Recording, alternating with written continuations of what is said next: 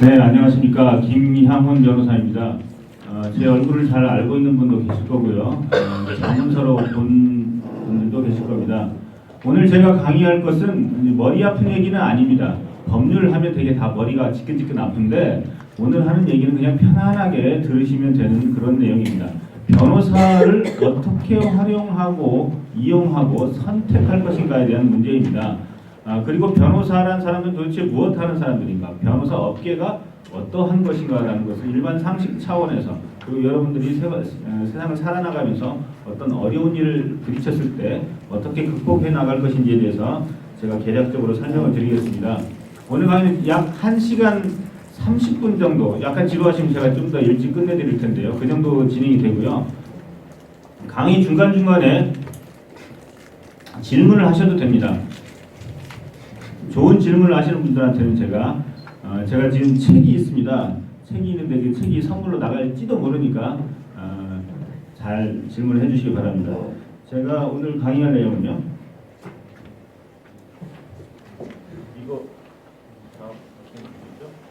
이걸 넘기면 됩니까?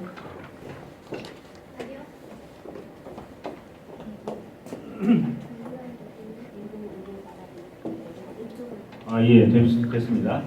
이건 제 소개고요. 그다음에 보시면은 오늘 강의할 내용은 변호사 업계의 현황, 그리고 변호사 사무실에 갈 때 준비해야 될 것들, 좋은 변호사 고르는 법, 변호사가 싫어하는 의뢰인이 되지 말자 등등입니다.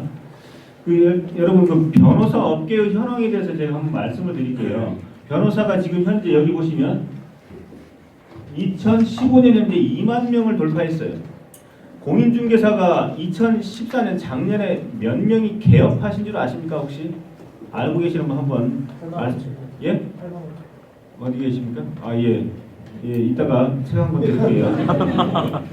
공인중개사가 장롱면허까지 포함해서 약 30만 명이 있다고 하는데 그 중에 8만 5천 명이 2014년도에 개업을 했다고 합니다. 여러분들이 길거리 다니다 보면 보이는 공인중개사, 거기에는 하나의 자격증이 있겠죠. 물론 소속 공인중개사도 있지만 개업한 사람이 8만 5천인데 변호사가 2만 명이에요. 그러면 2만 명이 다 자기의 자영업을 하는 것이 아니고 남의 밑에 가서 고용되어 있는 사람도 있고 회사 소속도 있지만 어쨌건 변호사가 2만 명이라는 건 어마어마한 일이에요.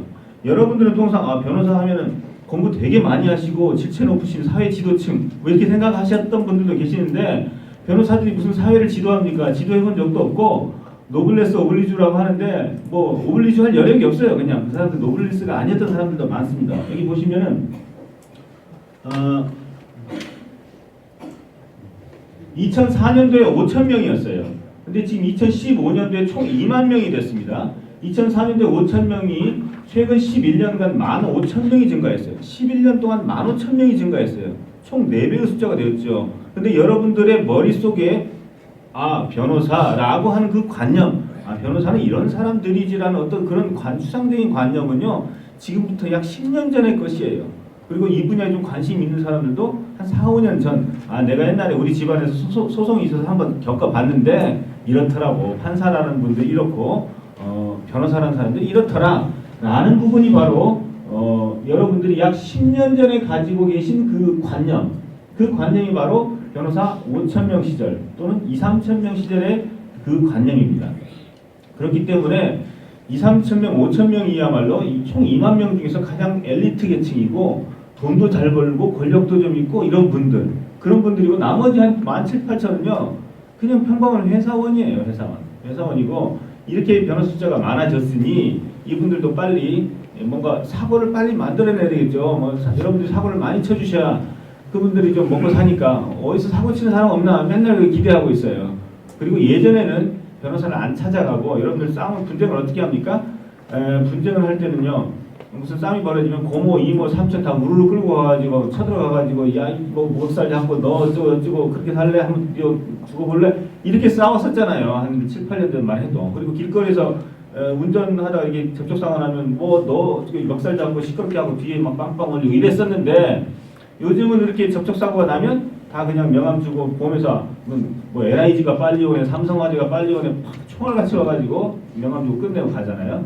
이렇듯이 사고는 분쟁이 터졌을 때도 삼촌, 이모, 할머니 이렇게 오는 게 아니라 그냥 변호사한테 맡기는 게 속 편해요. 돈도 별로 안 들어요. 가장 적은 금액은 330만 원, 평범한 건 한 500만 원 드는데 그 6개월 동안 골치 아프게 쫓아다니고 여러분들 직업 있고 한데 그 돈 주고 그냥 맡기는 게 더 낫지.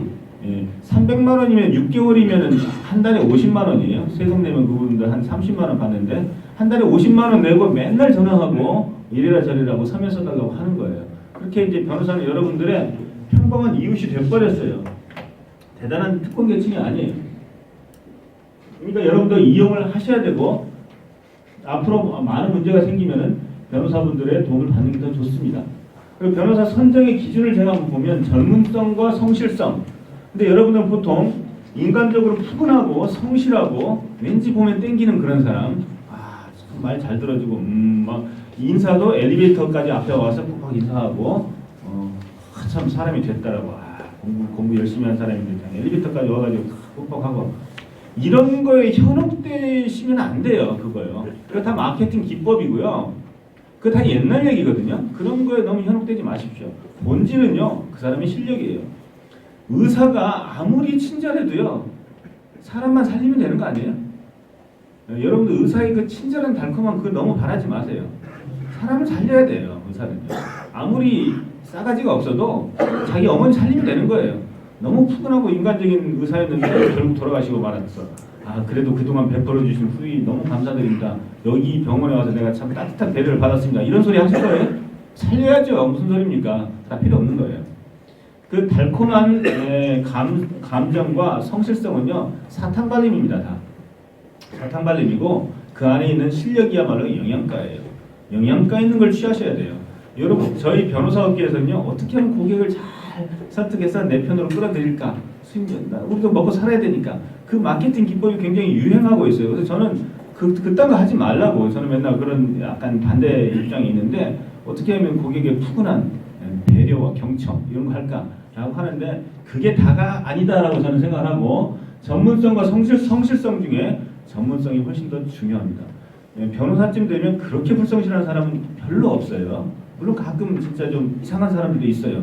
한 10명 중에 1명 정도 깜빵에 가는 변호사도 있고 양아치 같은 변호사도 있습니다.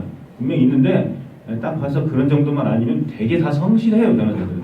범생 중에 범생이 변호사들인데 그 중에서는 전문성이 훨씬 더 중요하다는 것이고 인생의 위기를 다루는 변호사 의사의 전문성이 제일 중요합니다. 해당 분야의 전문 변호사는 15분 내에 답을 도출해내요.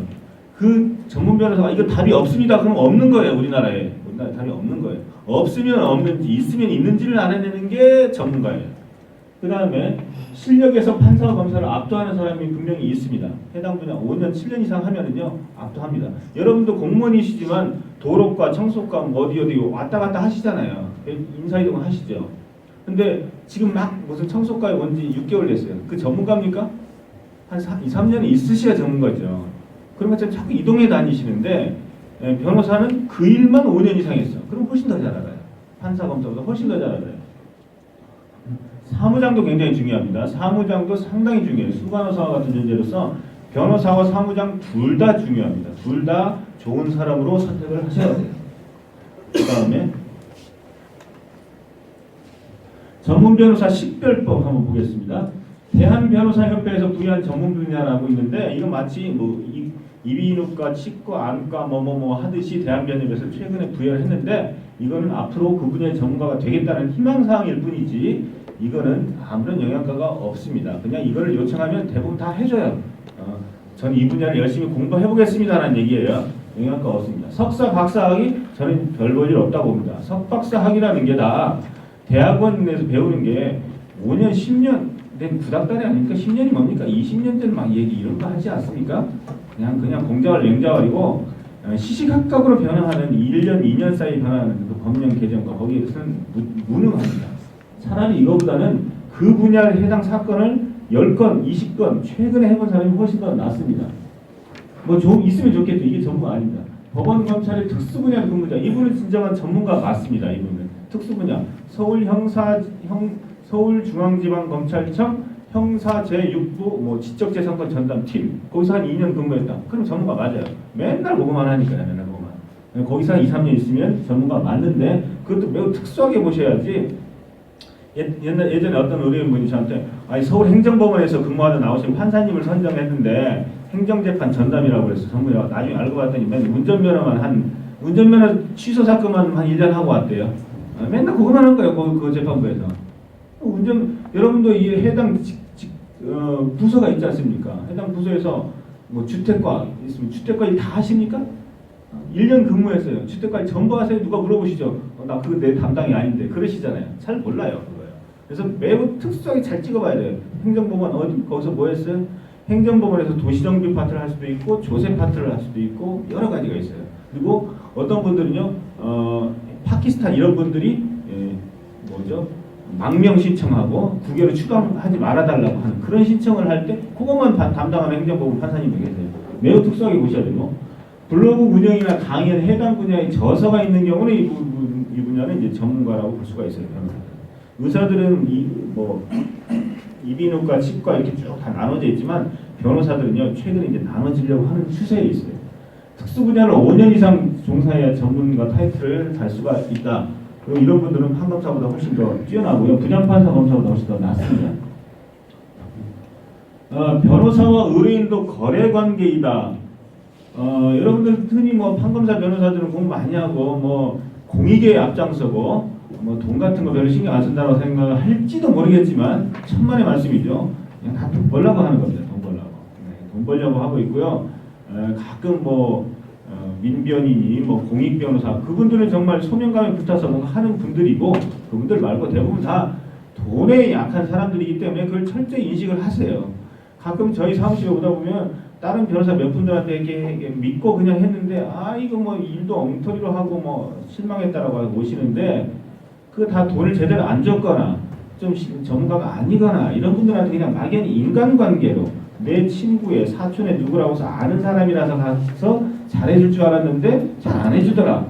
아는 사람이면 뭐예요? 아는 사람이 와서 맛있는 거 시켜야지. 아는 사람이라고 맨날 와가지고 콩나물국밥이나 시키고 좀 비싼 거 시켜야지.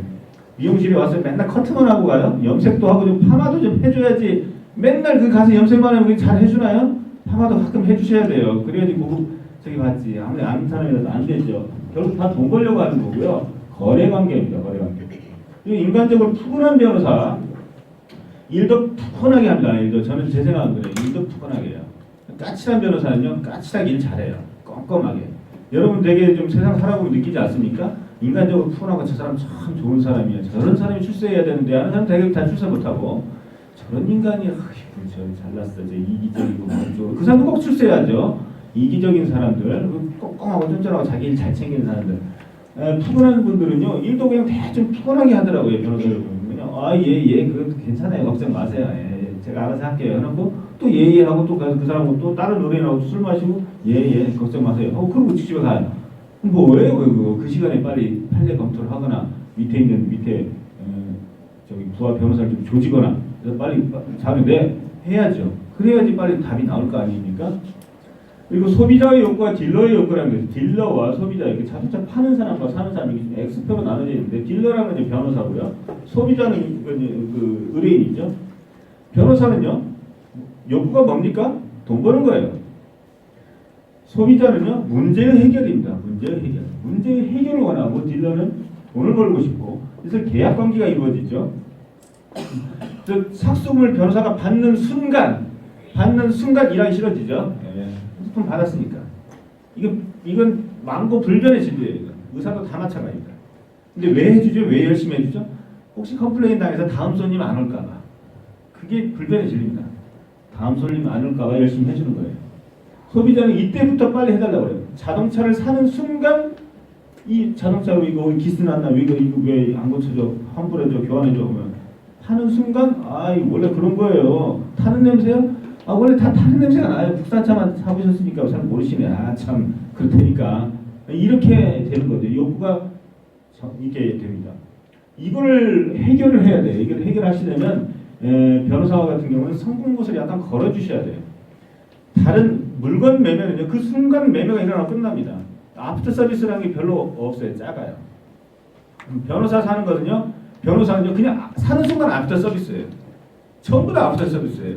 그러니까 사는 순간 소비자가 열쇠의 지위에 빠지게 되고 아프터 서비스를 잘하려면 성공것을 좀이라도 걸어야 돼요. 짜장면 한 그릇이라도 걸어야 눈에 힘이 들어가고 그렇습니다. 그래서 착수금을 쪼개서 주든가 이런 관계를 좀 아셔야 되고요. 막연하게 변호사를 믿으면 안 됩니다. 흔히 많이 물어보시는 게 이제 무전유죄, 유전 무죄. 이거 사실입니까? 사실입니다. 제가 변호사 해보니까 무전유죄, 유전 무죄 맞습니다. 근데 갈수록 사회가 깨끗해지면서 점점 이런 현상은 줄어들고 있죠. 그리고 전관예우 있냐 없냐? 있어요. 이만큼 있어요. 줄어들고 있어요. 많이 줄어들고 있어요. 근데 자꾸 있다라고 하면 그래 있는가 보다는 버블 효과가 자꾸 일어나기 때문에 함부로 말은 못하지만 정말로 많이 줄어들고 있는데 아직도 조금 있더라고요. 돈이 있는 사람은 무죄로 나오고 돈이 없는 사람이 유죄가 되고요. 민사소송으로 친다면 돈이 있으면 이기고 돈이 없으면 집니다. 왜 그러냐? 돈으로 힘 있는 변호사를 고용하니까 일단 세지죠. 돈이 있는 사람은. 그 다음에 돈이 있는 사람은 기업체를 운영해야죠. 특히 대기업을 운영하는데 대기업을 운영하는 사람을 깜빵에 집어넣으면 나라 전체가 흔들리잖아요. 근데 지하 단칸방 월세 사는 사람을 깜빵에 넣으면 나라가 별로 흔들리지가 않아요. 그러니까 법원에서도 이게 참 문제가 많네. 경제 발전에 이바지한 공헌을 감안하여 집행유예를 다 때리죠. 그렇게 되는 거고, 세 번째 이것도 좀 아셔야 돼요. 돈이 있는 사람은 자기를 방어할 수 있는 증거를 항상 챙겨둡니다. 자기가 무슨 행동을 했는지가 항상 기록이 남아요. 뭔가 이게 돈도 많고 자료도 많고 뭐가 많으니까 기록이 남습니다. 근데 일반 저 시장에서 돈거래 하시는 분들은 돈 300만 갚아, 그냥 갚아. 영수증도 안 받아요. 누가 보는 사람도 없어요. 그래 줬어. 영수 써줄까? 됐어. 이렇게 하고 자기들끼리 까먹고 우왕좌왕하고. 그러면 나중에 판사가 봤을 때 이게 뭔지 알 수가 없죠. 증거가 없으면 증거. 이것도 상당히 중요한 요소입니다. 세 번째. 결국은 돈 있는 사람들은 이런 걸 다 증거로 자기에게 유리한 증거를 챙겨놓으니까 여러분들이 할 수 있는 것은 이 세 번째 것이죠. 전부 다 증거를 남겨야 돼요. 다만 증거 남기면 안 되는 게 있죠. 바람 피는 거하고 범죄하고 증거를 남기면 안 되죠. 다른 건 다 증거를 남기셔야 돼요. 그리고 어떤 민원인이 왔다라는 거, 갔다라는 거 전부 다 증거를 남기셔야 됩니다. 소액 사기는 예방주사다 이런 말을 제가 써놨는데 사람이 인생을 살면서 약 20대 중반까지는 굉장히 타협적인 삶을 삽니다. 그 자기가 주체적으로 사는 삶이 아니죠. 25살 때까지는 그냥 살아지는 거죠. 살아드리는 거죠. 부모님을 위해서. 근데 자기 스스로 자기가 결단을 하고 회사 취직을 하고 뭐 하는 것은 20대 후반부터입니다. 비로소 인생으로서 자기 독자적인 길을 가는 게 20대 후반이에요. 그때부터 약 60대까지 사회생활을 왕성하게 합니다. 그러면 남자들 같은 경우는 한 20대 후반부터 하는데 사회생활 한 지 약 5, 6년, 7, 8년 되는 30대 중후반이 되면 뭔가 슬슬 이 사회가 내가 배워왔던 거하고 완전히 다르구나를 점점 깨달아요. 이게 뭐야 이게? 좀 아닌 것 같은데? 아닌 것 같은데? 그걸 빨리 깨닫는 자와 40대 후반이 돼서 깨닫는 자가 차이가 굉장히 커요. 아닌 것 같은데 하면서 이제 한 40쯤 되면 이제 무슨 일이 한 터져요. 친구들 간에 돈거래가 터지고 뭐 부모님 돌아가시고 뭐 상속재산 문제가 터지고 교통사고가 나고 뭐 회사에서 뭐가 문제가 터지고 그러죠. 왜 이럴까? 이게 세상을 이제 처음 사니까 그런 거죠. 그래서 되게 저한테 오는 30대 후반, 40대 초반에 이런 분들이 소액 사기 2천만 원, 3천만 원 당하고 오면 제가 좋은 예방주사 맞으셨습니다 이렇게 얘기를 하면 변호사님 무슨 말을 이렇게 섭섭하게 하시냐고 하지만 다 그러고 살아요. 좋은 예방주사예요. 30대에는요 사기를 당해도 많이 안 당해요. 많이 당해야 2천만 원 당해요. 가지고 있는 게 그러니까 2, 3천만 원 당하는데 40대 중후반 되면 2, 3억을 당하고 좀 돈이 있으신 분은 10억대를 당해요. 10억대를 꼭 당하니까 30대 한 중반에 2, 3천만 원 사기를 당해본 사람은요 그 뒤로 여간해서 잘 안 맞아요. 왜냐? 알았거든. 30대 중반 2, 3천만 원이 엄청나게 큰 돈이에요. 그 쓰라린 피 같은 돈을 당해보니까 인간을 제대로 믿지 않게 되고 꼼꼼하게 챙기게 돼요. 그 돈은 나중에 몇 억을 아끼는 예방주사예요. 그래서 좋게 생각하셔야 돼요. 저도 날려본 적이 있어요. 변호사 된 이후에 뭐 좋은 재개발재건축 제가 재개발재건축을 하니까 저도 이제 그 조합원 좀 돼보려고 샀어요. 사는 순간 건축 허가가 이제 딱 묶이면서 목동 지역에 샀더니 거기 너무 많이 신축 쪽에 이런 걸 너무 많이 해야 딱 건축 허가를 못하게 묶어버리더라고요. 그대로 묶였죠. 한 4, 5천만 원 손해보고. 또 어디서 이상한 데도 당하고 저는 한 5, 6천만 이상 당해봤는데 이 세상에서 직접 해보지 않고는 도저히 말로만 들어서는 모르는 게 저는 두 가지가 있다고 생각해요. 남녀 간의 잠자리는요, 안 해본 사람은 절대 알 수가 없고, 또 하나는 사기요. 사기 당해봐야 돼요. 한번 그 사기를 어떻게 당하는지 그 미묘한 거를 한번 당해보면요, 이런 거구나. 또 사기꾼한테 한번 또 당해요. 또 두 번째 당하는 사기 있어요. 사기꾼한테 쫓아가서 너 이 새끼 너 이거 막 해요. 그럼 사기꾼이 어떻게 하는지, 사람 잘못 봤네. 제가 형님 얼마나 잘해드리려고 했는데 좀만 기다리세요. 그것도 못 기다리세요. 제가 좀만 기다리시면 더 해서 한 2, 3억 더 챙겨드린다니까. 그러면 1,000만 원 필요하면 1,000만 원 더 빌려주세요. 그거 또 나가요. 또 그 2차 사기 한번 당해보셨어요? 그 장난이 아니에요. 그 현란한 말투 그거 한번 당해보세요. 그거 죽여줍니다. 그냥 넘어가요. 꼬박 넘어가요. 왜냐?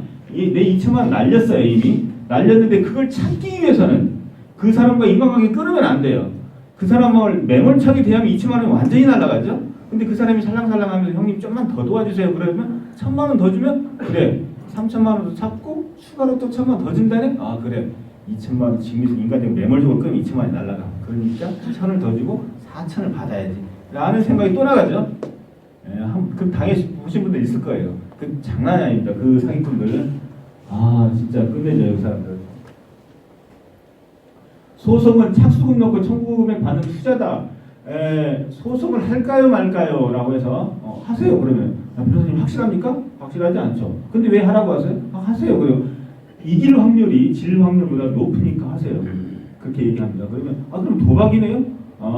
일종의 도박이죠. 하지만 도박과 현저히 다른 점이 있습니다. 도박은요 질 확률이 매우 크고, 로또는요 안 될 확률이 거의 99%죠. 될 확률이 1%예요. 소송은요 될 확률이 70%인데요 안 될 확률이 30%예요. 그러면 하실래요 안 하실래요? 그래도 안 되면 저 돈 날리잖아요. 그러면 날려요. 그러면 하시면 돈 벌잖아요. 그러네. 그래서 돈을 못 쓰더라고요. 오도가도 못하고. 이 세상에서 70%의 확률은요 해볼 만한 확률이고, 거기에 아까워서 돈 300만 원을 날린다는 것은 5천만 원을 벌 수 있음에도 불구하고 300이 아까워서 5천을 포기해요. 잘하면 이기면 5천 받아요. 그러면 지면은 저 300 날리잖아요. 그래요. 어떻게 하실래요? 저 300 아낄래요. 이러더라고요 되게요. 그리고 뭐 형사재판도요. 저 무죄 받을 수 있어요? 그래서 무죄가 좀 어렵긴 하지만 한번 시도해볼 만합니다. 무죄 안 되면 저 돈 500만 원 날리잖아요. 그렇죠, 날리죠. 그럼 유죄 받으실래요? 그래. 투자행위. 이미 법적으로 문제가 됐다는 것은 변호사에게 이미 왔다는 얘기는 뭔가 해결이 잘 안 된다는 얘기예요. 자기들끼리 일반인들끼리 해도 도저히 안 되는 거. 그랬을 때 변호사한테 오죠. 그렇다는 얘기는 깔끔한 처리가 안 됩니다. 깔끔한 처리가 안 되고 뭔가 앙금이 남아요. 그러면 이 단점을 선택할 것인지 저 단점을 선택할 것인지 선택의 문제만 남아있지 단점을 완전히 깡그리 없앨 수는 없어요. 그리고 리스크는 항상 있기 때문에 이 세상은 그냥 투자예요. 제가 가끔 이런 말 하죠. 그토록 확실한 걸 원하시는데 이 세상은 다 투자입니다. 여러분들 승진시험 공부를 하시죠. 보면 승진시험 공부하면 반드시 합격합니까? 아니죠. 떨어질 수도 있죠. 근데 왜 공부해요? 떨어질 수도 있네. 시간 낭비인데. 지금 술 마시러 가시지. 그래도 될 수도 있잖아요. 그렇죠. 그러니까 하는 거죠. 근데 했는데 열심히 안 떨어졌어요. 그럼 손해본 건가요? 다음번에 또 그렇게 작용을 하잖아요. 인생은 항상 그 투자인데, 여러분들이 그 어떤 난관에 빠졌을 때는 항상 반드시 확실한 걸 원하더라. 그래서 제가 착수금 넣고 청구금 투자 행위가 1심 재판에 한 6개월에서 8개월 정도 걸리고, 소송은 피할 수 없으면 즐겨야 됩니다. 피할 수 없는 일들이 다가옵니다. 30대 초반부터 비로소 사회생활을 시작하고 40대에 뭔가 내 인생은 왜 이래? 이런 생각을 하는데 다 그러고 살아요. 다 그러고 살아. 다들 그러고 사는데 꼭 자기만 그런다고 생각하는 징징거리는 사람은 정말 저는 짜증나가지고 막 호통을 치는데, 제가 이렇게 조금 멀끔하게 보여도 제 나이 이제 50이 됐어요. 우리 나이도요. 만 49세이고 저도 난 살 만큼 살아왔기 때문에 다들 그러고 살아요. 근데 사람들은 자기만 이렇게 힘든 줄 알아요. 항상. 왜냐? 다른 사람들 다 힘들게 사는데 말 안 하고 있거든요. 다 지금 집에서 어떻게 싸우고 왔는지, 누가 동생이 지금 돈 달라고 이렇게 어저께 와서 하는데 다들 그냥 말을 안 하고 사는데 자기 것은 잘 알고 있어요. 남의 건 잘 몰라요. 그러니까 자기만 그런 줄 알고 사는데 다들 그러고 살더라. 그리고 그런 난관은요, 두 번, 일생에 한 두세 번은 반드시 생기더라는 것입니다. 자, 법률 분쟁이 엮이지 않는 방법을 제가 한번 생각해 봤어요.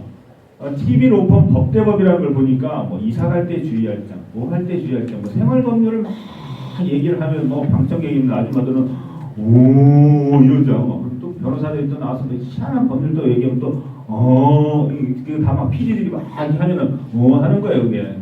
지금 뭐 하는 건가 이런 생각이 딱 보니까 그 일반인들이 그 수많은 그 일반 생활 법률을 언제까지 그걸 다 외우겠어요? 할 수가 없어요. 어떤 딱 10계명이 없을까 생각을 해봤어요 제가.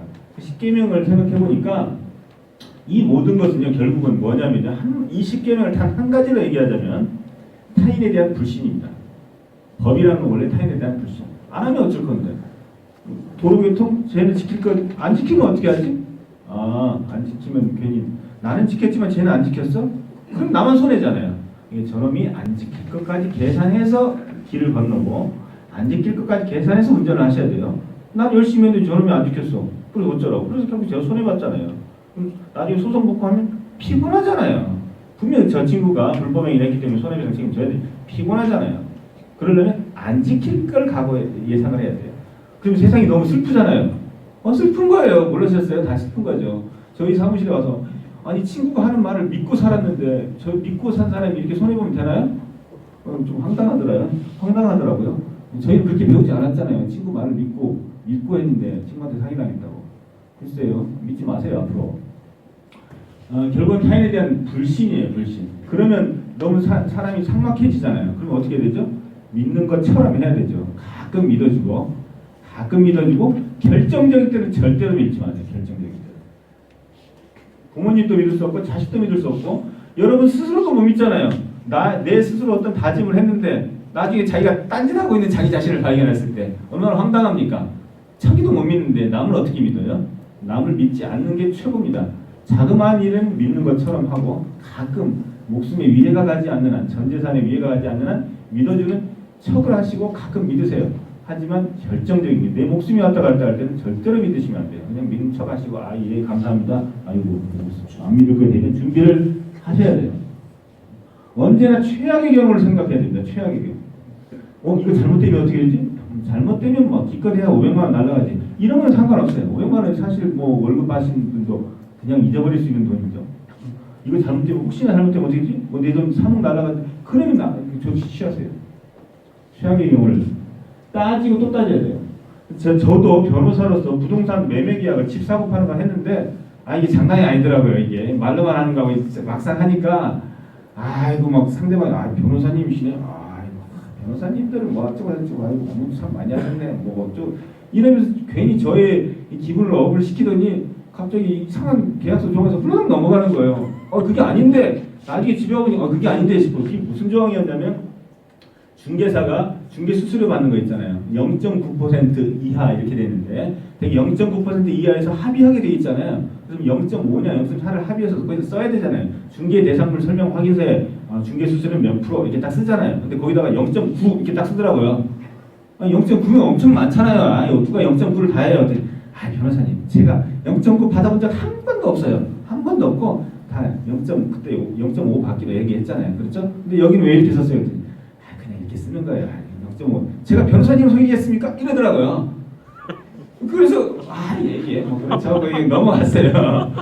넘어갔는데 집에 와서 가만히 생각해보니까 물론 그 사람이 속일 사람은 아니었고 제가 또 줄 사람은 아니었지만 제가 실제로 서울중앙지방법원 민사조정 사건에서 똑같은 사건을 본 거예요. 딱 보니까 중개사가 청구 들어왔어요. 보니까 0.7 딱 써있어요. 근데 사실은 그게 아니고요. 판사님 그러는데 써있는데 어떻게 해요? 써있는데. 그래서 사인했는데 그냥 0.9 이하라고 써도 또 몰라도 0.9 또는 0.7 딱 써버렸어요. 그냥 빼도 박도 못하는 그대로 걸리는 거죠. 오히려 저는 일반인들은 저 몰랐어요 하면 그게 좀 타당하지만 변호사는 변호사가 그것도 몰라 끝이에요. 그냥 저는 오히려 변호사한테 약자가 되더라고요. 그래서 하고 넘어가 집에 와서 생각하니까 0.9도 박혀있는 거야. 내가 진짜 병신짓을 했구나 생각하면서 그때 쫀쫀하게 사장님 그게 아니잖아요 하면서 0.5로 했어야 됐는데 그 순간에 훌러덩 넘어가는 거예요. 사실 그렇게 큰 문제는 아니었지만 거기서 제가 느낀 게 많아요. 따지고 또 따져야 돼요. 그게 이제 멋진 사람, 호기로운 사람으로 보이려는 욕망을 버려라. 되게 계약할 때요, 상대방 많이 치워줍니다. 이렇게 치워줘요. 이분이 말이죠, 사모님이 진짜 이쁘시고요. 뭐 어째 이분이 뭐 이번 자기가 집 사셨잖아요. 뭐 하면서 또 하나 사시고 이렇게 막 해요. 그러면서 이렇게 분위기가 훌러덩 넘어가면서 각종 특약사항도 그냥 막 넘어가. 그냥 이 원래 이렇게 대충 하는 겁니다. 형식적으로. 그럼 왜 써? 형식적이면 그거 왜 써요? 그런 거에 절대로 넘어가지 마시고 끝까지 따지시고 쫀쫀하게 보셔야 돼요. 자꾸 그걸 따지면 사장님 그렇게 안 봤는데 굉장히 좀 그러시네 라고 하죠. 그래 나 원래 그런 사람이야 이렇게 하세요. 쫀쫀하게 보이셔야 되고 멋진 사람으로 보이려는 욕망을 버리셔야 돼요. 그 사람들이 그런 걸 자극합니다. 그 선수들은요, 부동산 선수들하고 많이 팔아본 사람들은요, 멋진 사람, 호기로운 사람으로 보이는 욕망을 버리시고요. 나쁜 사람들, 알고 보면 다 좋은 사람이다 이런 말이 있죠? 그렇지 않더라고요. 알고 보면 나쁜 사람들 진짜 많아요. 저는 맨날 나쁜 사람들만 보고 살아서 그런지 진짜 나쁜 사람들 많아요. 알고 보면 참 나쁜 사람들 많아요. 그리고 자기가 얼마나 나쁜지를 잘 몰라요. 그게 더 나쁜 거죠. 그런 사람 진짜 많아요. 저도 동업을 해봤는데 자기가 얼마나 나쁜 놈인지 잘 모르면서 아니 왜 그래 도대체 난 이렇게 하려고 그랬는데 나 좋은 생각으로 이렇게 했는데 참 이상한 사람들이네. 대한민국은 이래서 문제야. 이렇게 단체가 협동을 못하고 말이야. 참 협동은 무슨 협동이야. 자기 이익을 그냥 이익을 위해서 사람들 끌고 가는 것인데 참 나쁜 사람들 많고 자기가 왜 나쁜지도 모르고 자기는 뭔가를 소신 있게 하는데 그게 공동체 이익을 위해서 하고 있다고 혼자 착각하고 있어요. 그럼 자기 진짜로 믿어요. 거기에 대해서 반대하는 사람은 정말 반대파라 나쁜 놈이라 생각하죠. 그게 문제예요. 너무나 소신을 가지고 하기 때문에 확신범이 된다는 거. 그런 사람들이 생각보다 많고 여러분도 뭐 가족끼리 할 때 자기가 얼마나 나쁜지를 모르는 사람들 있잖아요. 가족 중에도 친척 중에도 그러면서 민폐를 끼치고 다니면서 왜 그런지 도대체 모르겠다는 식으로 그러면서 한없이 착한 얼굴로 왜 그래 하는 사람들 있어요. 남은 생각 공익을 앞세우는 자는 언제나 사익을 숨기고 있어요. 자, 우리 이번에 여러 사람 모이고 했으니 이번에 뭐 어디 등산 한번 갈까? 이런 하는 사람도 있죠. 자기가 등산 가고 싶은 거예요. 자기가 그 등산을 주최해서 누군가한테 잘 보이고 싶은 거예요. 그래서 다른 사람들을 동원하고 싶은 그런 경우가 뛰어나대요. 도덕적 불감증을 가진 사람이 많고 딱 나왔는데 나중에 들리는 말이 이상한 소리를 해, 딴 소리를 해?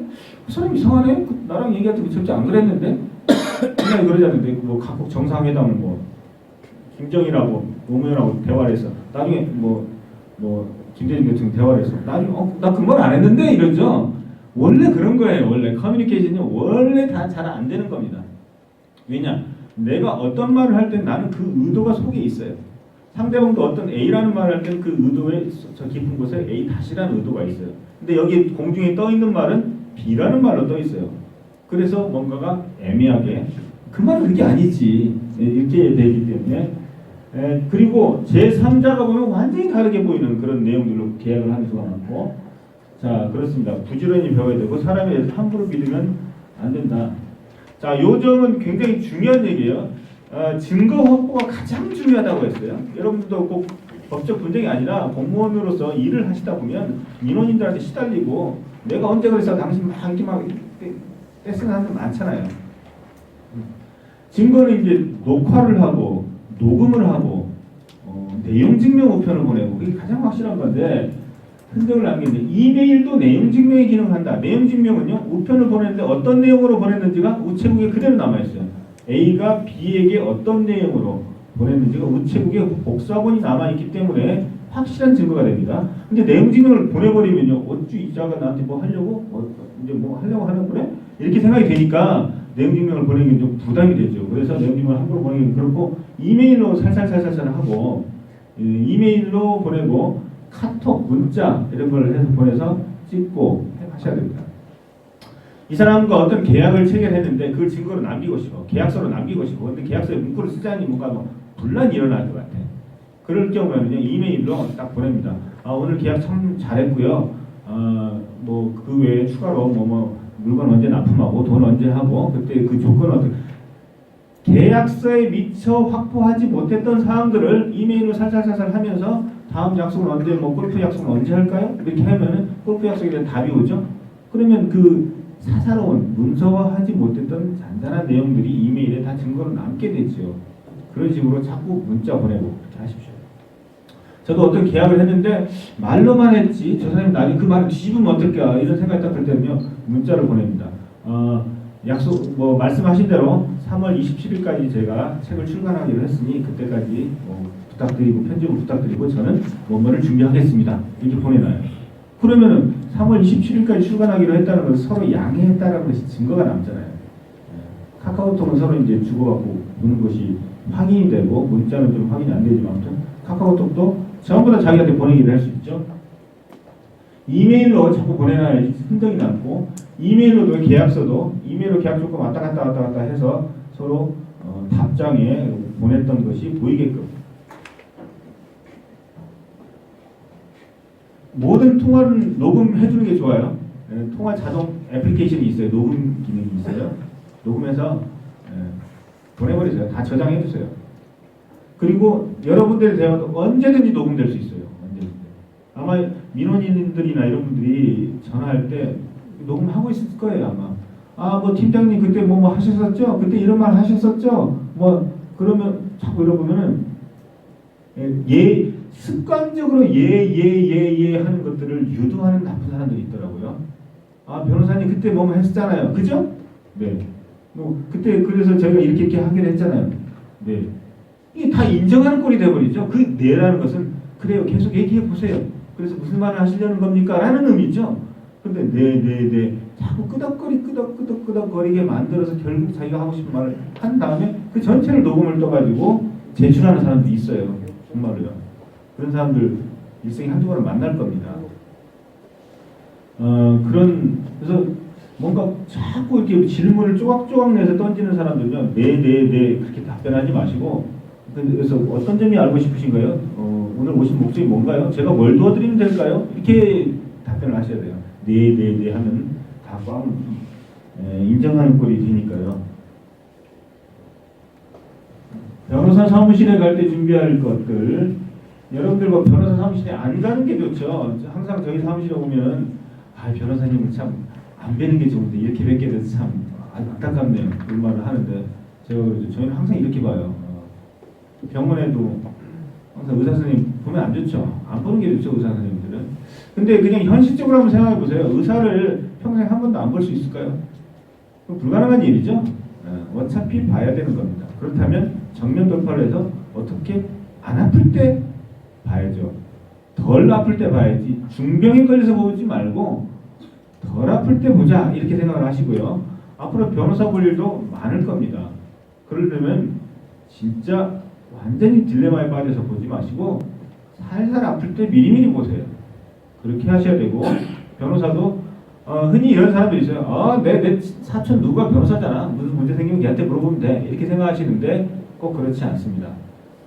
의사도요. 내과, 이비인후과, 치과 다 있듯이 내 아는 저 사촌이 내과 의사야. 근데 난 여기 눈이 아픈데 거기다 물어보면요. 대충 얘기해 주죠. 잘 몰라요. 잘 모릅니다. 여러분들도 안양시 공무원이라고 해서 이제 누가 물어보면 너네 시청에서 뭐 이렇게 하냐? 그러면 모르잖아요. 모르시잖아요. 잘. 그런 것처럼 다 해당자가 있기 때문에 골고루 그냥 미리미리 알아두는 게 좋습니다. 그래서 만약에 변호사 사무실 간다면 서류를 꼭 챙기셔야 되고요. 서류를 바로바로 보여주셔야 되고 나이 드신 분들은요. 오면 피곤하더라고요. 젊은 사람이 좀 오셨으면 좋겠는데. 그리고요. 흔히 여러분들이 어떤 인생의 딜레마나 법적인 분쟁에 빠졌을 때는요. 변호사 앞에서는 항상 이렇게 얘기를 하시더라고요. 저한테 자문을 오시는 여기 직원분들도 가끔 그러시는데 자기 문제만 자꾸 얘기를 해요. 문제만 얘기를 하면은 그러면 제가 뭘 도와드리면 될까요? 그러면 아무 말도 못 하시죠. 나는 이게 문제인데 이게 문제만 말하지 마시고 원하시는 게 뭔가요? 자, 그 사람한테 돈을 뜯겼어요. 투자한답시고 돈을 줬어요. 자, 내가요 그 인간한테 뭐 어떻게 알게 된 사람이 돈을 주고 뭐 그 사람이 뭐에다 투자를 한다고 해서 나도 하고 했는데 돈이 얼마가 나갔다는 거죠. 그래서 어떻게 하실래요? 돈을 찾으시겠어요? 소송을 하실래요? 고소를 하시겠습니까? 아니면 그 사람한테 그 사람 월급을 가압해서 직장에 망신을 주고 싶습니까? 이런 걸 물어보면 예? 하는 사람이 있어요. 그냥 자기가 그 사람으로 인해서 얼마나 고통스러운지만을 그냥 말하는 거예요. 나 이렇게 힘들다고, 그 인간이 날 이렇게 괴롭게 했다고 저한테 얘기를 해요. 그래서 어쩌라고요 저한테. 뭘 하고 싶냐고요. 그 변호사님 알아서 해주셔야죠. 막 화를 내요. 그러면 그러지 마시고 제가 지금 몇 가지를 알려드릴 테니까 이 중에 선택을 하시라고. 글쎄요 모르겠는데 이런 분들이 많죠. 특히 이제 남자분들보다도 여성분들이 좀 그런 경향이 조금 더 있어요. 그냥 막 얘기를 해요. 뭐 어쩌라고 그러면 모르겠고 그냥 들어달래. 남자와 여자가 부부싸움을 할 때 가장 큰 게 남자가 딱 들어가면 여자가 여보 오늘 무슨 일이 있었는데 막 얘기를 해요. 뭐 누가 자기 처제가 어떤 거, 뭐 누가 막 시어머니가 어떤 거 막 얘기를 해요. 남자 그래서 어떻게 하라고? 그냥 들어달라고. 뭐 그 듣는 것 자체가 뭐 남자 피곤하거든요. 그걸 어쩌라고? 남자는 항상 듣는 순간 해결책을 생각해야 되고 여자는 해결책은 필요 없어. 그냥 들어달래. 근데 남자는 그 들어주는 게 피곤해요. 남자는 듣는 순간 해결책을 찾지 않으면 괴로워지는 인체 구조를 타고났어요. 듣는 순간 해결해야 돼요. 그래? 그럼 걔랑 사귀지 마. 여보 내 친구 있잖아. 걔 여보 동창생 걔 있잖아. 막 얘기를 하는데 걔 또라이네. 걔 사귀지 마. 아니 어떻게 사귀지 마 또. 사귀면 또 계속 피곤하고. 뭐 하자는 거야 그러면은. 그냥 그렇다는 거야. 내 말 그냥 들어달라는 거야. 근데 남자들은 그 듣는 것 자체가 어마어마한 고통이에요. 거기서 부부싸움이 대부분이 파생이 됩니다. 그게 이제 유명한 책에도 나온 얘기고 제 독자적인 학설이 아니에요. 대부분 여러분 느끼실 건데 그게 그 비슷한 관계가 이제 변호사와 의뢰인 간의 관계에서도 나와요. 그 의뢰인은 자기의 문제점을 한없이 얘기를 하는데 그래서 어쩌자는 것인지 목표 설정이 안 돼요. 그래서 목표 설정을 하셔야 돼요. 그 사람과 인간관계를 단절을 각오하는 것인지 돈을 찾을 것인지 돈과 그 사람과의 인간관계를 병행하고 싶어 하지만 굳이 안 된다면 어느 걸 택할 것인지 이거를 하나하나 적절히 하고 형사와 민사와 그 다음 이런 걸 다 결단을 내려야 되는데 결단을 안 내리면 변호사도 무지무지하게 피곤해져요. 그러니까 자기가 달성하고 현재의 문제를 잘 정리한 다음에 그거를 해결하고자 하는 경제적, 사회적 지향점을 선택을 하시고 그걸 법률적으로는 어떻게 할 것인지도 생각을 해보셔야 돼요. 그런 거 해주는 게 변호사 아니냐? 물론 맞습니다. 그렇게 치면요 변호사가 돈 많이 받아야 돼요. 그거 상담하는데 한 2시간 걸려요. 그러니까 돈을 많이 받아야 되기 때문에 본인이 스스로 자문자답을 해보시는 게 좋아요. 법률적으로 어떻게 될 것인지. 그리고 모든 것을 완벽하게 깔끔하게 해결하는 방법은 없기 때문에 뭘 해도 손해는 봐야 돼요. 돈을 찾고 싶으면 인간관계 단절시켜야 돼요. 그 사람. 인간관계 그대로 하고 싶고 돈 받지 말아야 돼요. 그 둘 다 하겠대요. 대부분 다. 그래도 인간적으로 어떻게 그래? 돈 받지 마세요. 그래도 돈 아깝잖아요. 그럼 돈 받으세요. 그 사람 마음 상할까 봐. 못 전하는 거죠. 그런 경우가 대단히 많습니다. 사업상 굉장히 친했는데 돈을 빌려줬는데 못 받아요. 저놈하고 나하고 되게 친했는데 순간 저 친구가 사업상 어려워요. 어려운데 나도 어려워. 근데 빌려준 9천만 원을 받아야 되겠어. 압류를 해야 되겠어. 압류를 하면 내가 이렇게 힘들 때 너 이러기 있냐? 나 좀 봐주면 안 되냐? 너 나중에 내 잘 되면은 너랑 이제 안 본다. 이것 때문에 압류를 못 해요. 압류를 못 하고 무슨 말인지 이해가 되십니까? 압류를 못 하고 가만 놔둬요. 그러면 그 공경에 빠진 그 친구는 어떻게 되는 줄 아세요? 나중에 돈 생기면 자기가 갚는 줄 아십니까? 안 갚고 다른 악바리 채권자들 거 먼저 갚아요. 먼저 갚고 내 돈은 안 갚고 나중에 그냥 인연을 끊고 멀리 가서 살죠. 야 어떻게 되냐면 미안하다 친구야. 이렇게 되기 때문에 인간관계와 돈은 어느 걸 할 것인지를 분명하게 목표를 정리해야 되고 하수에는 친구들과 맥주 마시면서 해야 되고 상황과 질문을 A4 용지 2장에 적어보시면 상황이 명백히 해결됩니다. 제가 지금 말하는 이런 방법론은 법률 문제에 국한된 게 아니고 인생의 모든 문제에 다 공통되는 문제예요. 그리고 남 이야기 하듯이 해보세요. 자기가 지금 부인하고 엄청 싸우고 막 이혼하게 생겼다. 그러면 이 상황을 자기 마치 친구 일처럼 해가지고 다른 사람한테 야 누구 있잖아 그 집 부인이 뭐 얼굴은 이쁜데 뭐 하고 어디다 투자하다가 말이야 돈 원 말아먹어가지고 그 집 완전 다 깨지게 생겼다더라. 여자가 얼굴도 이쁘고 좀 괜찮은데 경제관념이 좀 부족해서 그 점이 문제라더라.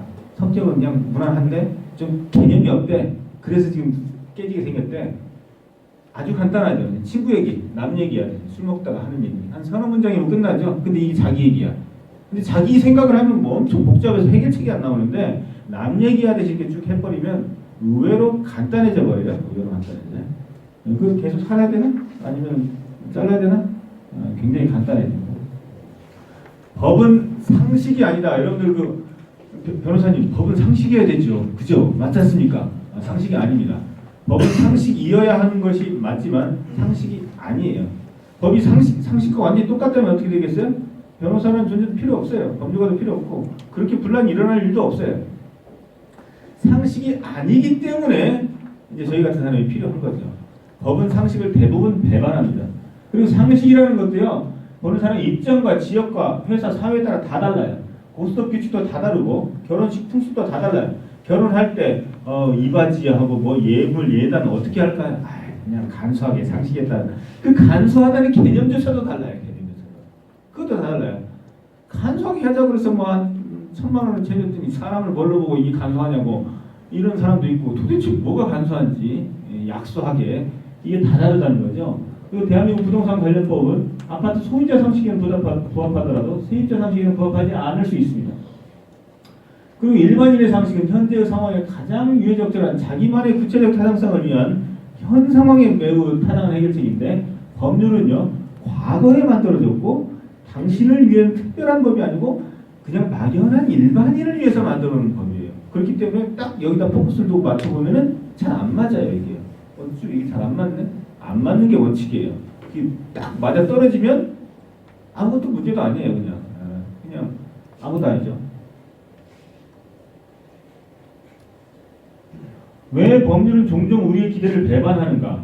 그리고 항상 왜 억울한 사람이 생기는가? 정의라는 것은요, 상대적이고 주관적입니다. 보는 사람의 입장에 따라서 정의가 달라져요. 저와 같은 강의를 하는 사람은 별로 없는데 판사님들 이런 사람들은 법치주의 정의 뭐 이렇게 하는데 이 보는 입장에 따라 달라진다는 거. 부부싸움을 하면 남편 시댁 식구들이 딱 보면 그렇잖아요. 남자가 그 정도는 할 수 있지. 여자 쪽에서 보면 요새 남자가 어디서 그래? 가땡이가 부었지. 조금만 미면점에 따라서 보는 입장에 따라 완전히 달라져요.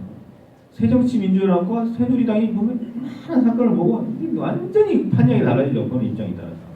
그런 겁니다. 그냥. 정의는 그런 거예요. 그리고 판사는 또 완전 제3자예요. 판사는 완전히 제3자고요. 아무것도 몰라요. 도대체 그 상황에 대해서 전혀 몰라요. 다만 일반적인 그냥 상식, 일반적인 건전한 어떤 경기 규칙만 알고 있어요. 심판이에요. 심판.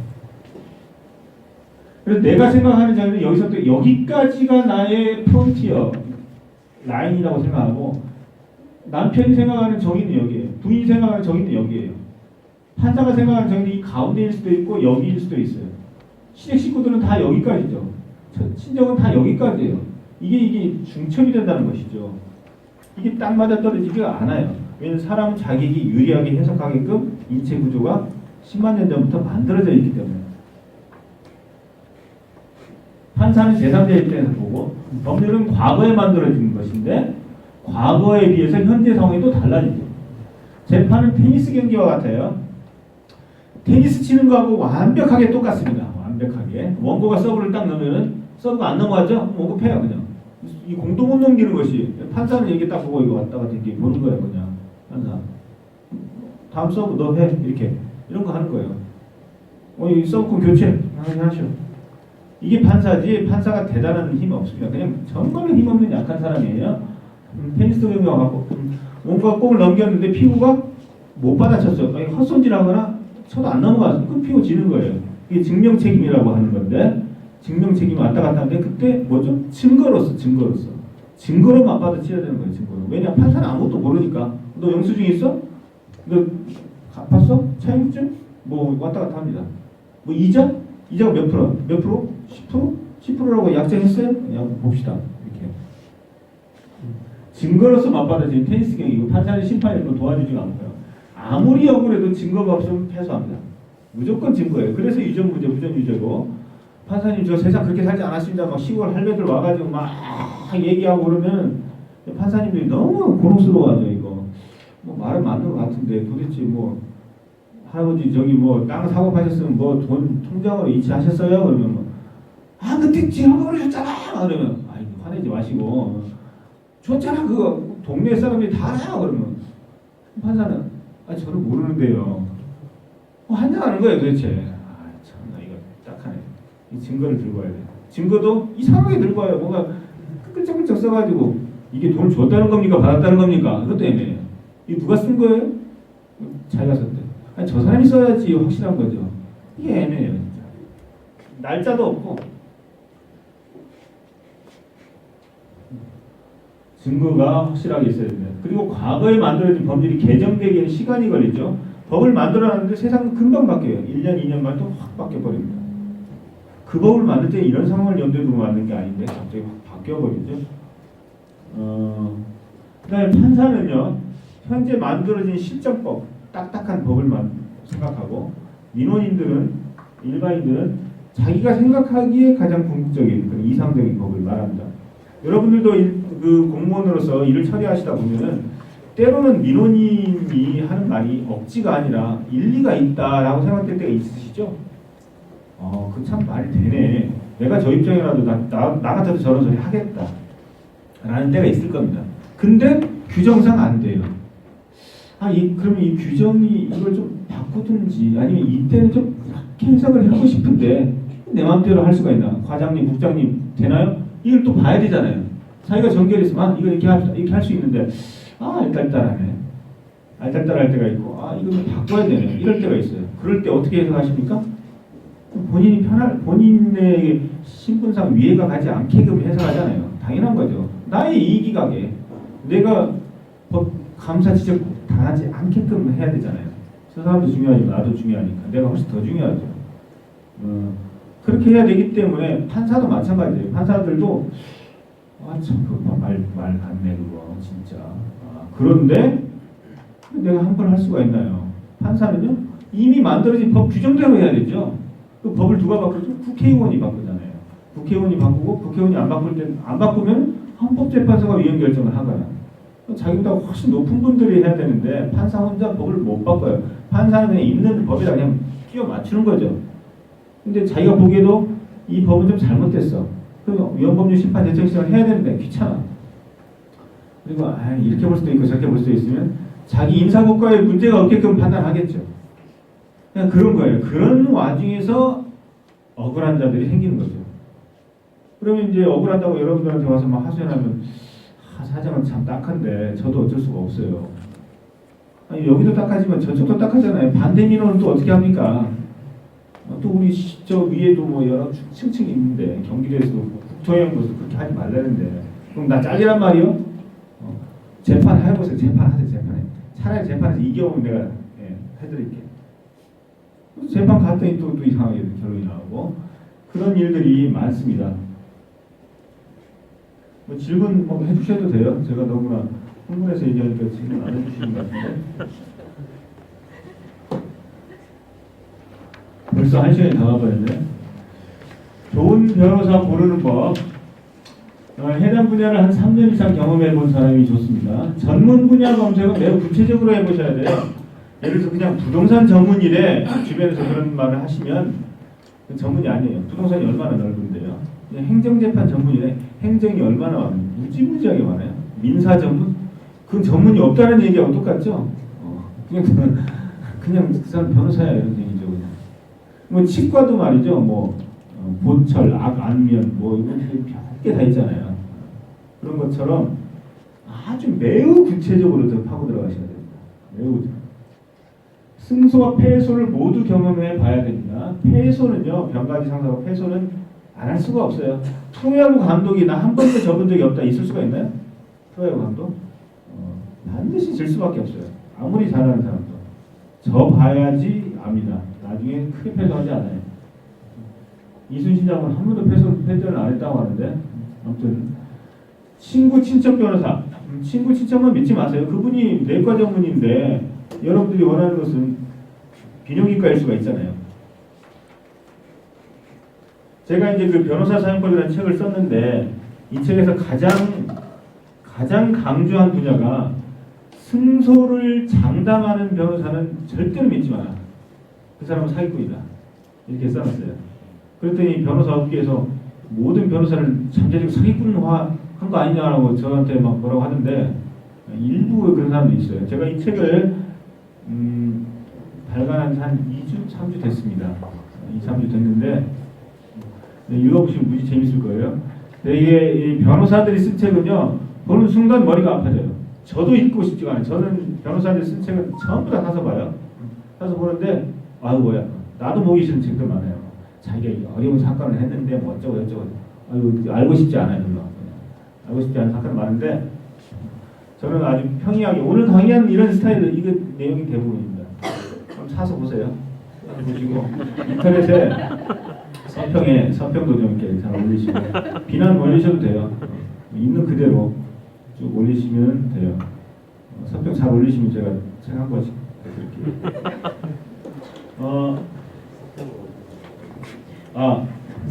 승소를 장담하는 변호사, 이거 진짜 나쁩니다.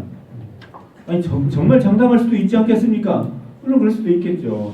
정말 자신이 있어서 장담을 할 수도 있겠지만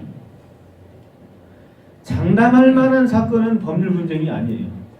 요새는요 인터넷으로 다 뒤져보기 때문에 인터넷에 딱 보니까 답이 딱 나와. 그럼 변호사가 할 것도 없어요. 그냥 법무사한테 의뢰하면 그냥 끝나요. 그냥 여러분들 정도의 그냥 그 지적 수준이면 다 그냥 알아서 하실 수 있어요. 근데 이미 도저히 안 되겠다 싶어서 변호사한테 왔다는 것은 뭔가 위태롭다는 얘기예요. 변호사한테 왔다는 얘기는 뭔가 수술, 병원으로 치면 약 먹고 끝나는 게 아니라 뭔가 좀 째야 되는 수준이에요. 그런 상황이라면 뭔가 좀 위태롭고 아닐 수도 있고 방심하면 안 되는 상황인데 그걸 내가 반드시 이겨주겠다라고 하는 그런 변호사는 그 사건을 따먹으려고 사기를 치는 거예요. 그래서 저희들도 그래요. 항상 저희들끼리 변호사들이 딱 모여서 객관적으로 이 사건에 승패 전망을 검토해 봤을 때 이거는 6대4 정도로 이길 수도 있겠지만 아닐 수도 있고 정말 애매한 사안이네 라고 하는 사안은 정말 애매해요. 그런데 그러다가 솔직하게 얘기하죠. 이게 쉽지는 않은데 저희는 이러이러한 점에서 한번 이 점을 규명해서 강조해서 한번 사건을 진행해 보겠습니다 라고 하면 예 감사합니다. 딱 나중에 딴 데가 있어. 딴 데 왜 갔나 알아보면은 그 사람이 틀림없이 이긴다고 해가지고 가버린 거죠. 장담을 하니까 혹하는 거죠. 그냥 그렇구나. 마음이 약하니까 혹하니까 넘어가죠. 그냥 그런 사람들은요, 그런 변호사들은 그 사건을 해놓고 또 신경 안 써요. 신경 안 쓰고 또 사건 패소하면 뭐라 하는지 아세요? 그 담당 판사 진짜 이상한 사람이네. 또라이네. 그래서 그 사람 이사이동에 있어서 가버렸잖아요. 그 사람이 원래 평판이 안 좋더라고요. 그 판사가. 그렇게 욕을 하고 또 끝내요. 내가 이번에 고등법원에 하고 있으면 반드시 이겨줄게. 또 하면서 또 돈을 또 울거네. 그러면서 이거 가처분도 또 하셔야 되겠네. 또 하고 물건에 그 악질 그 병원들 악질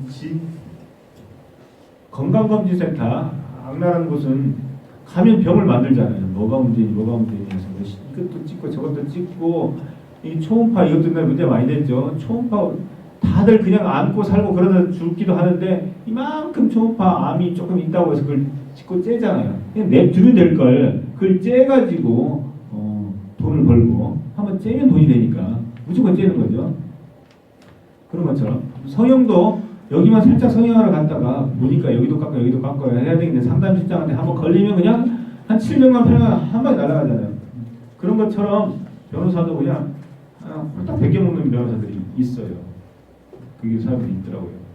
그런 사람들이 대부분 승소를 장담합니다. 장담하는 순간 자 이렇게 보세요. 일단 변호사한테 왔다는 얘기는 그 문제가 잘 해결이 안 된다는 얘기입니다. 그러니까 장담할 성질의 것이 아니에요. 설사 그렇다 하더라도 장담하는 순간 장담하는 사람은 그 일에 대해서 면밀한 주의를 기울이지 않습니다. 왜냐? 장담하는 게 쉬우니까. 그 순간 패소의 가능성이 증대돼요. 자, 어떤 사람 당신 여기서부터 저 인천공항까지 가는데 안전운전 잘 부탁드립니다 라고 했어요. 그런데 형님 제가 운전 잘해요. 제가 신용 무사고잖아요. 이래요. 그렇게 하는 순간 그 사람은 자기 운전 실력에 대해서 장담을 하면서 운전에 대해서 방심하겠죠. 가까이 거 이렇게. 그런 순간 사고의 가능성이 증대됩니다. 그래서 더욱더 안 좋은 거예요. 그리고 우리 측의 약점을 진지하게 지적을 하고 연구를 해야 되죠. 자기 약점에 대해서도 집요하게 하면 되겠다. 약점을 얘기 안 하려고 하는데 약점은요. 상대방이 반드시 파고들어요. 상대방이 바보가 아닌 이상 파고들기 때문에 상대방이 파고들 약점을 미리 검토를 하셔야 돼요. 대형 로펌은요, 바가지 많습니다. 대형 로펌 좋긴 좋죠. 2배 좋은데 3배 받아먹죠. 아니죠. 2배 좋은데 한 4배, 5배 받아먹어요. 사실 2배 좋은 데라면 좀 몰라도 1.3배 좋은데 한 2배 받아먹고 3배. 사무장만 믿고 그냥 가는 데 있습니다. 그럼 사무장이 다 처리하는 데도 있어요. 그러지 마세요. 반드시 변호사를 봐야 되고, 외톨이 변호사 혼자 영세자 영업으로 그냥 불쌍하게 하는데도 꽤나 돼요. 요새 변호사 혼자 여직원 한 명 이렇게 굉장히 먹고 살기 힘든 신문 보급소 스타일로 좀 그렇게 하는데도 있어요. 무늬만 법무법인이 거창해요. 막 변호사 30명이 있대요. 근데 사실 그거 다 알고 보면 한 지붕 10가족, 한 지붕 30가족. 그래서 마치 백화점하고 똑같아요. 백화점 가면 뭐 아식스 무슨 뭐 프로스파크 뭐 있잖아요. 그거 다 한 셋 적으니까 한 회사예요? 아니잖아요. 다 그냥 입점한 그냥 개별 상인들이잖아요. 한 상인들이에요. 그래서 변호사 사무실 엄청나게 크고, 여기 뭐 옛날에 가봤더니 박찬종 변호사도 있고 뭐 그래요. 박찬종 변호사님 무슨 관계, 아무 관계 없어요. 그냥 관계 없이 그냥 입점 따로 한 거예요. 그래놓고 뭐 전직 검사장 출신이 있고 좀 관계 없는 사람이에요. 그냥 거의 대부분 다 그렇습니다. 설사 그 전체가 하나의 법무법이라 할지라도 별로 영향을 힘써주지 않아요. 그냥 그 사람 뭐 이름 팔아서 수입도 더 물고 먹으려는 거예요. 전관 변호사, 판사 출신, 검사 출신도 좋은데 막연한 판사 출신, 검사 출신은 별 필요 없어요. 그 해당 재판부와 직접 연관이 있거나 그 행정사건을 면밀하게 해봤거나 그렇다면 뭐 조금 프리미엄이 있을 수가 있지만, 근데 저는 이런 경우도 있어요. 제가 이제 사건을 수행을 하는데 좀 힘 있는 사람이 필요하대요. 그래서 그 재판부와 연관 있는 사람을 제가 딱 낙점을 해서 같이 선임을 했어요. 2월달에 인사이동이 있어서 판사가 바뀌어버렸네요. 그럼 이 선임된 이 전관 변호사는 뭐예요? 완전히 탁 줬던 게 지무새다 그러지 그냥 민망해가지고 그냥 있죠. 끝까지 그냥 사건 수행을 했습니다. 이런 수도 있고요. 잘 해야 된다 이거. 막연히 하면 안 돼요.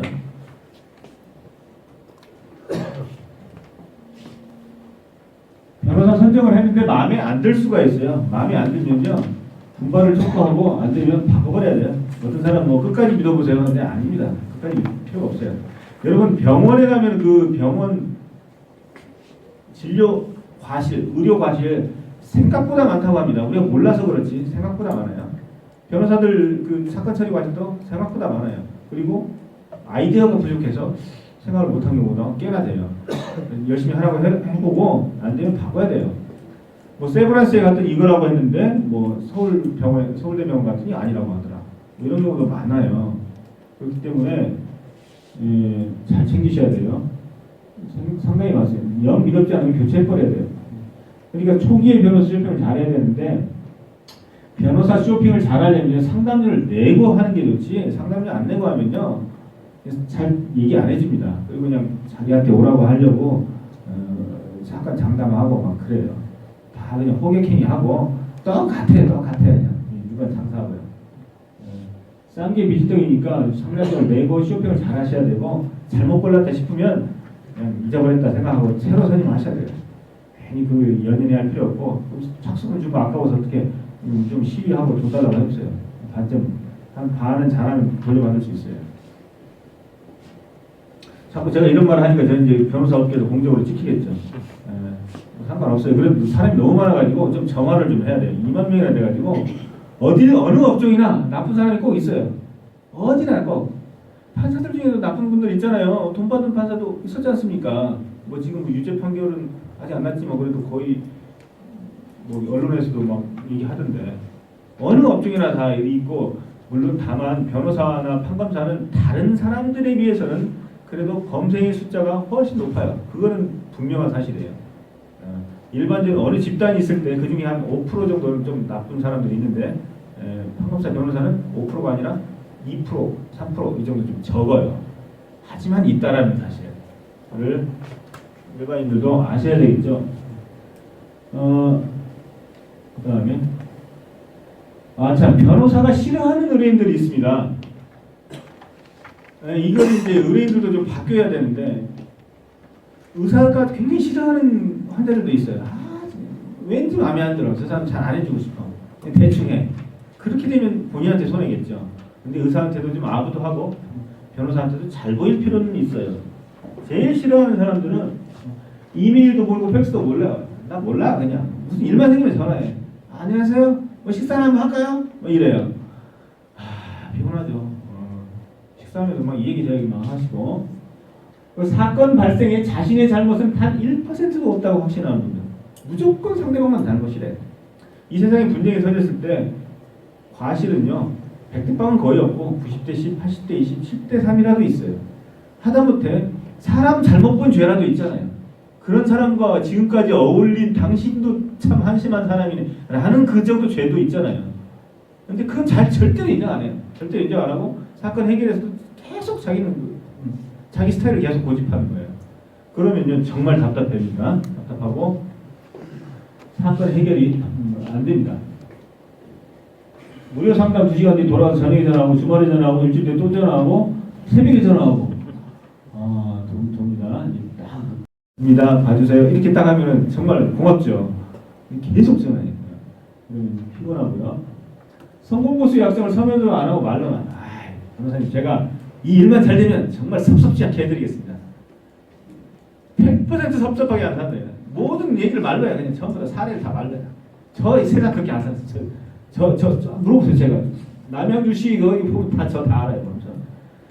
참 변호사님 속고만 살으셨어요. 제가 이 일만 잘 되면 어쩌고 막 지금 제 아들 옆에 있잖아요. 아들 앞에 제가 할게요. 2천만 원 드릴게요. 써주시죠. 써야 되겠습니까? 절대로 안 믿어요. 정말로 마음이 그러하다면 왜 안 써주죠? 절대로 안 믿어요. 제가 1000명 이상의 의뢰인을 만났는데 말로 한 약정을 지키는 사람은 한 명도 없었고 딱 한 분한테 제가 막 작달을 했더니 한 700만 원 주시더라고요. 한 2천만 원 정도 받아야 될 건데 사건이 잘 해결이 되는데 그분은 주시더라고요. 한 명 봤어요. 한 명. 이런 사람들이 절대로 믿지 않습니다. 변호사가 열심히 하지 않아요. 그 다음에 변호사 쇼핑을 매번 하고 증거 수집을 하지 않고 하소연과 자기 주장만 하고 서류 좀 떼어보라고 하는데 서류 절대 안 갖고 있죠. 아마 여러분들 민원인한테 시달려 보셔서 알 거예요. 그냥 맨날 말로만 하시고 뭐 좀 갖고 오라고 하면 안 갖고 오죠. 그 다음에 온 가족이 돌아가면서 전화를 해요. 큰아들, 작은아들, 사위, 장모가 전화했다가 도대체 이 창구가 누구야 이게 창구가. 그다음에 상대방 변호사는 이런 논리를 펴면서 반격해볼 텐데 이 점에 대해서는 어떻게 생각하십니까? 라고 물어보면 화를 내요. 아니 당신이 지금 상대방 편이야? 누구야? 화를 내고 왜 그쪽 얘기를 하는 거야? 이러시면 이제 막 할 말을 잃게 됩니다. 사건을 100% 원상복귀시키고 손해배상까지 받아내지 않으면 사건 해결이 안 됐다고 생각하는 의뢰인. 여러분 팔이 부러지면요. 나중에 팔이 부러져서 이게 딱 이렇게 깁스에서 딱 붙이면요. 이 팔은 뭔가 좀 약해요. 그리고 치료비가 원상복구 됩니까? 잘 안 되고 그동안 여러분 회사 일이 잘 안 됐고 술도 제대로 못 마시고 뭔가는 남죠. 손해가. 근데 그걸 완벽하게 복구시키지 않으면 해결이 안 됐다고 생각하는 사람들 완벽하게 복구가 안 됩니다. 미국은 3배로서 징벌적 손해배상을 가해서 3배를 받아낸다고 하지만 우리나라는 아직 그런 제도가 없기 때문에 안 됩니다. 그 다음에 재판과 사건 해결이 한두 달 내에 끝나지 않는다고 안다라는 거. 이게 참 힘듭니다. 병 걸린 중병에 걸린 거니까 6개월에서 8개월. 모든 의미 있는 일은 시간이 소요됩니다. 항상 돌아가시면서 이제 변호사님 자신 있죠? 있죠? 시원하게 이야기하고 합시다. 변호사님 자신 있죠? 자신 없는데 얘기하기 그러잖아요. 그럼 어떻게 돼요? 열심히 합니다. 저는. 딴 데 가서 하세요. 저는 그렇게 얘기하죠. 참 김 변호사님 참 까칠해요. 이러는데 저는 사실을 얘기한다니까요. 사실을 알았다고 가시죠. 대부분의 이제 약한 변호사들은 예. 이렇게 하고 나서 나중에 당신 왜 이긴다고 장담을 했잖아. 그래서 당신한테 사건 맡긴 거 아니야? 이러면 진땀을 흘리고 요새 이제 변호사 완전 의리돼 버렸어요. 질질 끌려다니죠. 이런 상황이고 1시간 10분 지났네요. 거의 다 끝나갑니다.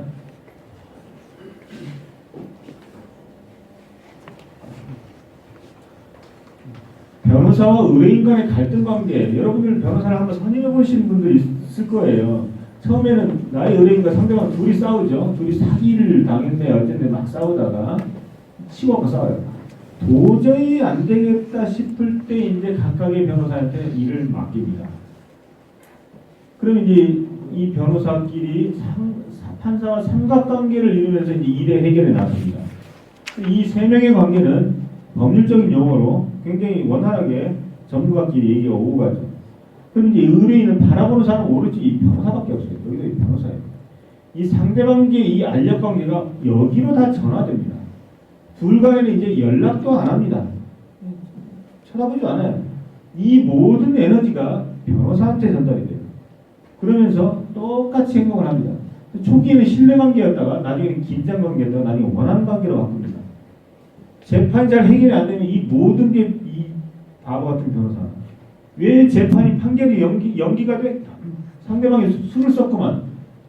그것도 컨트롤 못해? 판사가 인사이동이 있었어? 그거 진작에 알려줬어야지. 그것도 몰라. 이 변호사 바보 같은 놈. 모든 걸 다 변호사 욕을 해요.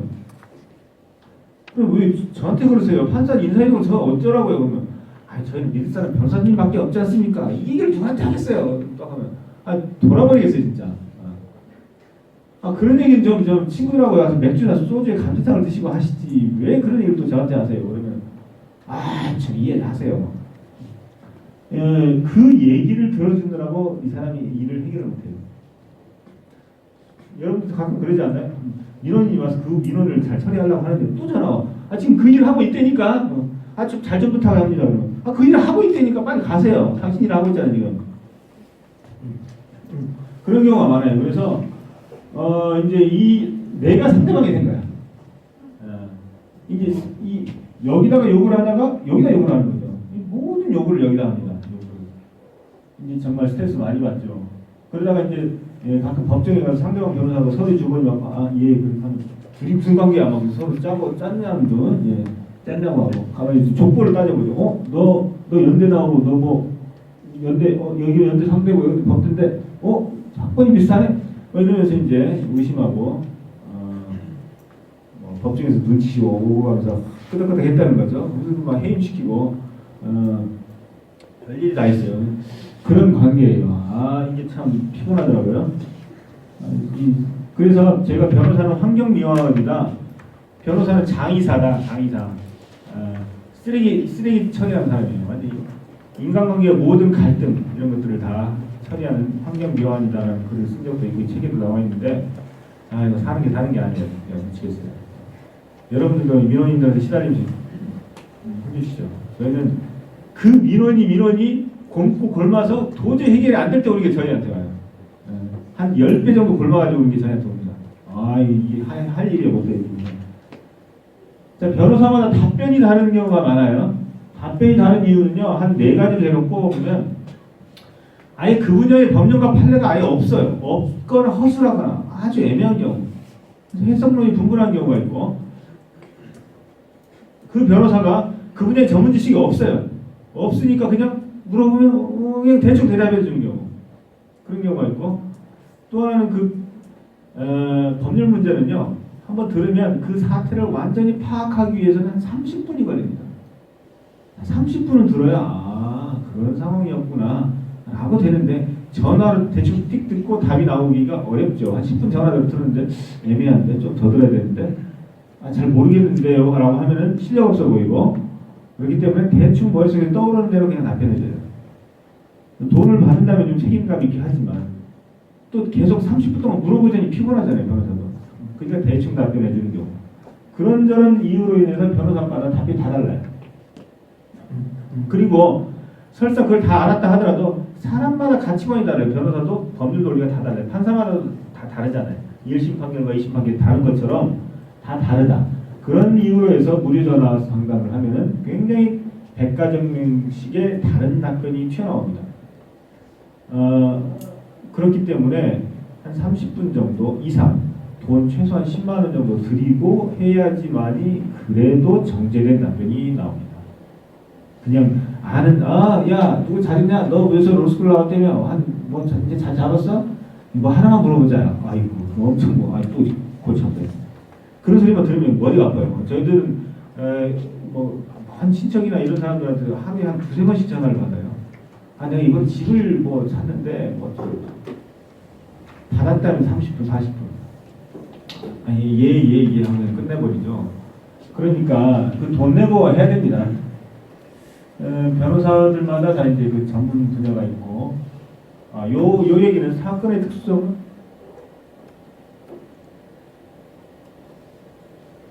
사건의 특수성은 의뢰인이 가장 잘 알기 때문에 판사, 검사, 변호사는요 그 해당 일을 경험하지 않았기 때문에 법률만 알지 그 일을 경험하지 않았기 때문에 사건을 잘 모릅니다. 그러니까 그 일을 가장 잘하는 사람은 당사자 본인입니다. 그래서 혹시 이게 중요할까 아닐까 싶은 것은 계속적으로 얘기를 하고 정리하고 확인시켜줘야 돼요.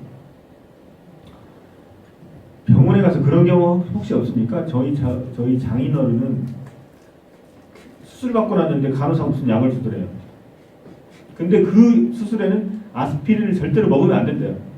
아스피린 먹으면 뭐 피가 응고가 안 된다 어쨌든 그거 지식을 알고 있었어요. 그 장인어른. 그래서 약이 오기 전에 이렇게 봤대요. 어쨌든 아스피린이 있더래요. 그래서 간호사한테 아니 이거 아스피린 있으면 안 되잖아요. 그랬더니 그래도 잠들이 봤거든요. 그런 거예요. 그렇게 과실도 은근히 많고요. 자기 병은 자기가 잘 아니까 인터넷도 자기는 아주 열과성을 다해서 보잖아요. 판검사 변호사는요 당사자 본인만큼 열정은 없어요. 그렇게가 열심히 기대하는 건 불가능합니다. 자기가 정말로 잘한 걱정이 되면 인터넷 검색을 해서 물어보셔야 돼요. 어디서 그런 얘기 듣고 오셨어요? 해도 그래도 또 물어봐요. 그거 아니라고요. 그래도 물어보세요. 물어보셔서 궁금점을 미심점을 해결하셔야 돼요. 사건의 특성 가장 잘 알아요. 이거 끝내 이런 거 그냥 어련히 알아서 하겠거니 했다가 사람 죽는 경우 있어요. 어련히 알아서 하겠거니. 뭐 아스피린? 하면 좀 이상하다. 아닌 것 같은데 내가 인터넷 잘못 봤나? 분명히 있다고 했는데 알아서 했겠지 뭐. 여기 서울대학병원이잖아. 아니에요. 죽을 수 있어요. 그거는 진짜 의사한테 변호사한테 욕을 얻어먹어 가면서까지라도 그거 확인하셔야 돼요. 정말 까칠한 의뢰인이네, 까칠한 환자네 라는 욕을 먹어도 괜찮아요. 목숨보다 더 중요하잖아요. 확인을 하셔야 돼요. 계약을 체결해야죠. A와 B가 계약서를 이렇게 딱 도출을 하면요. 이 계약서를요. A는 이 계약서의 객관적인 문구와 자기의 속마음이 동기를 합쳐서 이게 계약서라고 생각해요. 이게. B는요. 이 문구와 자기의 속마음을 합쳐서 이게 계약서라고 생각해요. 판사는요. 이 속마음 전혀 개의치 않고 요 네모난 것만 계약서라고 생각합니다. 그러니까 세 명이 다 달라요. 다 달라요. 이렇게 됩니다. 이 문구가 완전하게 명확하지 않아요. 약간 틈새가 있잖아요. 전제 사실도 있고. 그건 다 자기 속마음. 저건 이러니까 이런 거지. 그렇지. 그때 나랑 그때 이런 얘기 했으니까 지도 잘 알겠지. 라고 생각하고 얘는 물론 그때 그런 말 한 적은 있지만 그래도 나의 사정 이러니까 이건 이렇게 양해된 것이겠지.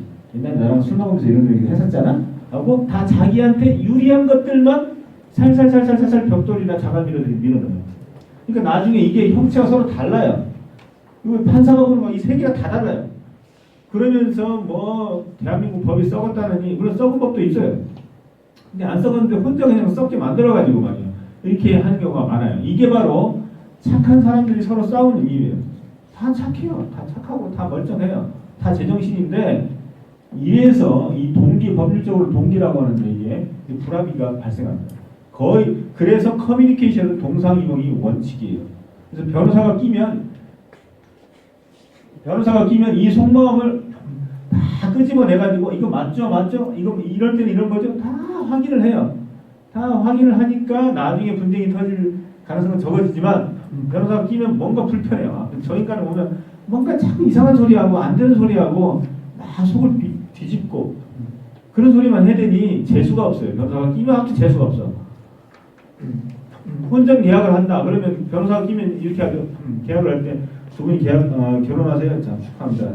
자, 앞으로 잘 사시고. 근데 혹시나 이혼하면 어떻게 하죠? 이혼하면 이 예물은 요거는 이쪽에 가져가시고 이쪽에 가지고 오늘 밥값은 이렇게 나누고 이런 걸 변호사가 계산한단 말이죠. 결혼식 당일날 이혼하면 여기 예식장 밥값 같은 이 꽃값은요? 꽃값은 여기서 나중에 하고 시계는 여기 가져가고 이런 걸 계산하고 있으니 변호사가 끼면 재수가 없어요. 그러니까 변호사를 다 안 끼고 해. 그랬다가 자기들끼리 이제 완전히 사달이 나는 거죠. 그럼에도 불구하고 끼워야 돼요. 아주 불길한 소리를 자꾸 해대는 사람들의 말을 귀담아 들어야 됩니다. 이렇게 서로 생각하기 때문에 법률 분쟁이 터진다. 피해야 할 변호사 위험. 승소를 장담하는 변호사. 소장과 준비서면을 보내주지 않는 변호사는 어쩌고. 이거 아까 다 얘기를 한 거네요. 이메일 문의. 자, 이상으로 다 했고요. 제가 오늘 강의는 그냥 편안한 얘기 그리고 업계의 비밀을 폭로해서 제가 돌을 맞을 수도 있는 그런 얘기를 했는데 제가 책을 이렇게 썼으니까 좀 많이 사봐 주시고 아까 민 팀장님이죠?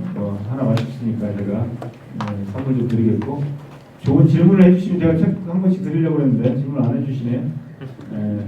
끝나고라도 해주시기 바랍니다. 오늘 좋은 기회가 됐기를 바라고요. 앞으로도 장은 변호사로서 열심히 일하겠습니다. 감사합니다.